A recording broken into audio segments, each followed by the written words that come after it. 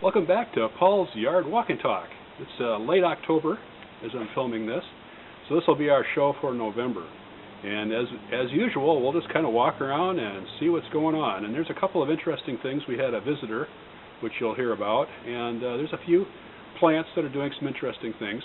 In general, it's been cool, of course, this time of year. It's been typical. We get fog every morning, pretty misty, foggy in the morning. And then, 40, 50, 60 degrees is range. 40 to 60 range pretty much day and night here now, this time of year.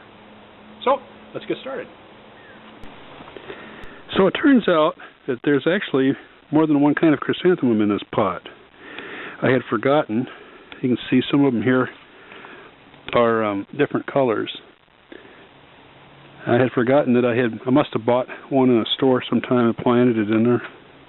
But anyway, they kind of ran over the side of the pot this year, but the chrysanthemums are. So last night I had a visitor. You can see here in the grass here where I haven't mowed the grass and it was kind of wet. The tracks, the grass is bent down. My visitor came in this way. This bird feeder right here was knocked down on the ground. The squirrel shield that I had on it is broken, but the feeder itself survived, although it's been emptied by my night visitor, who, as it fell, it landed right about there, and you can see where he or she dug up the lawn, getting all the sunflower seeds. Oddly enough, didn't touch the suet box, and I wonder if that's because I used to have that anti-squirrel suet in here that had hot peppers in it, but that one's not. That's a regular suet, so I don't know why the bear didn't even, down here at the bottom, didn't even lick the ground there where the suet falls. But then on the way out, the bear did one last thing. It left me a calling card here.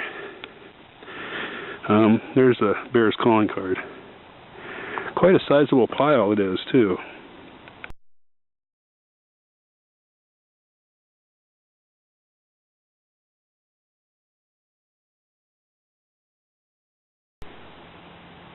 And the Japanese maple is starting to turn a brighter red. Mentioned colchicums a while back. Here's several here, but now on the hillside here we've got quite a few colchicums. Those little light blue spots there are colchicums. This is a 9-bark. It's a native plant. This one is only a couple of years old, and it's already pretty tall. It's supposed to have year-round interest. I see it's got some little flower pods here, kind of reddish-colored twigs, and some interesting colored leaves. And it's hardy, and I think it's drought-tolerant. But you can see it's already pretty tall here. So this is a Nicotiana. Okay. It's in the same family as the angel trumpet, tobacco, tomato, potato, peppers, eggplants, all those things. Nightshade, deadly nightshade. And it's looking a little bit draggled here in mid-October, but it still has some blooms.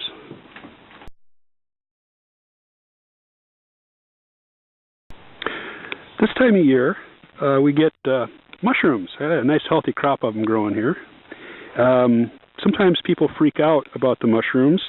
People that work in nurseries and hardware stores get people coming in going, I need some poison, I've got mushrooms in my lawn, oh no, what am I going to do? And the answer is don't do anything. Their mushrooms are just fruiting bodies. The fungus is underground. It's not going to hurt anything. In fact, it's breaking down something down there. There's some dead wood or something under your lawn. It's being broken down. Once that's all broken down, the mushrooms will stop coming back. But in the meantime, they're kind of cool to look at. And if you really can't stand to look at them and you really think they're hideous, you can always just get a rake or give a golf club to a kid and have them go and whack the heck out of them.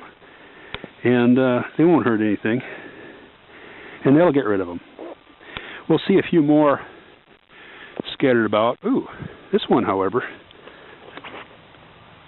that's coming out of the tree. That's not a good sign. No, it's not. It's coming out of the ground. Okay, good. If you get fungus growing out of the side of a tree, that means that the tree inside is rotting. And that's not a good sign. You don't want your trees to rot. Speaking of mushrooms, there's some growing out of the bottom of the fuchsia pot, which is still blooming.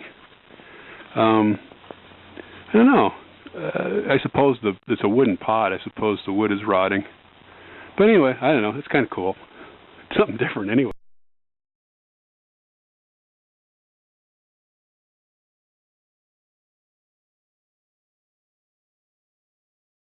In a previous episode, I talked about Mexican orange. And this is a Mexican orange here that I think I talked about. This is my oldest one. And it gets white flowers in the spring. But oddly enough, right now, on these lower branches down here, there's actually some white flowers. So I've got some fall bloom here. I guess it's the second crop of the year. And I don't know what will happen next spring. We'll have to wait and see. So it's kind of an unusual thing. These are slightly fragrant white flowers, and it gets covered with them in the spring, which is really nice. But there's a few here this time. Thought I'd mention this little rose. There was 2 little roses here that the previous owners had planted. They get covered with little red roses in the summer. These are obviously past their prime now. But the roses are pretty. They don't really have much fragrance, though. And so I've always wondered if that was really what they planted here, some kind of a shrub rose, or if this is actually the rootstock and the original plant, the original rose they planted froze out. We had one really bad winter. These were pretty big at one time. We had a bad winter a few years ago, and it killed both of these guys, this one and the other one, down to the ground.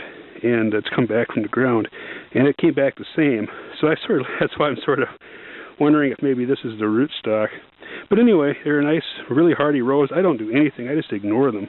Don't put anything on them. Maybe a little fertilizer, a little organic fertilizer like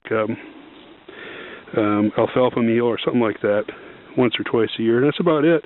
And then sometime in the winter, I'll come in here and whack this back a little bit and thin it.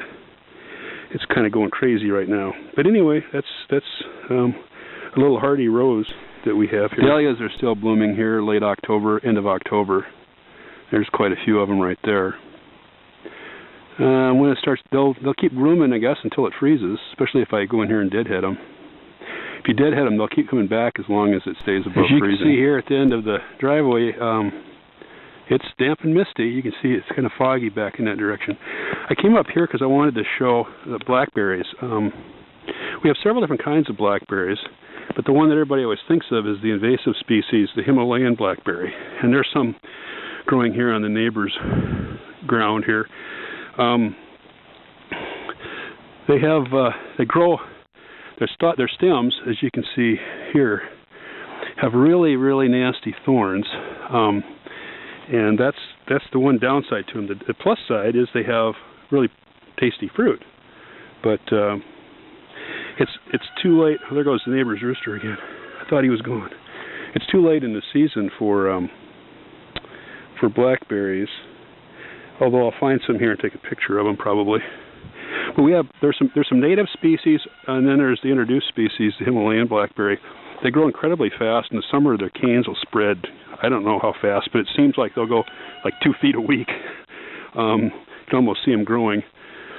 And then they're invasive, and they're not. And then we also found out they're not really from the Himalayas. They were commonly called the Himalayan blackberry, but they have a different name now, which I forget what it is.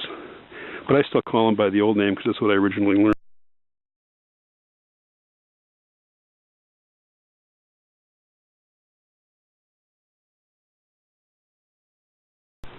These berries here are Hypericum red star, I think it's called.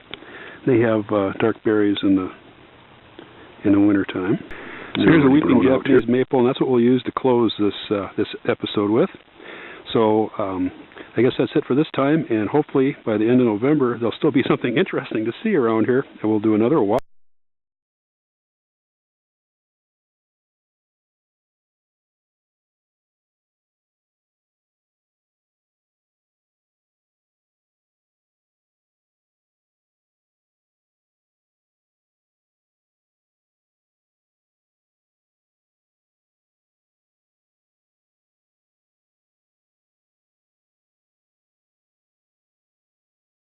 Yeah.